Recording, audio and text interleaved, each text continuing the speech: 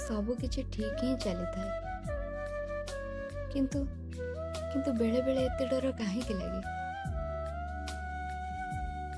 ଖୁସି ହେବା ପାଇଁ ତ ଅନେକ ଜଣ ଥାଆନ୍ତି, ହେଲେ ଜଣଙ୍କ ପାଇଁ ଏ ହୃଦୟର କୋଳାହଳମୟ ପରିବେଶରେ କାହିଁକି ନୀରବତାର ବାତାବରଣ ସୃଷ୍ଟି ହୁଏ?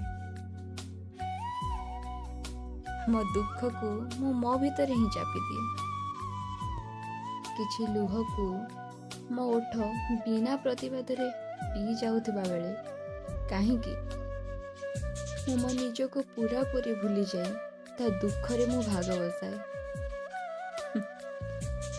ବୁଝିଲା ସୁଝିଲା ଝିଅଟିଏ କାହିଁକି ତା ଭଲ ପାଇବା ଆଗରେ ପୁରାପୁରି ଅବୁଝା ହୋଇପଡ଼େ।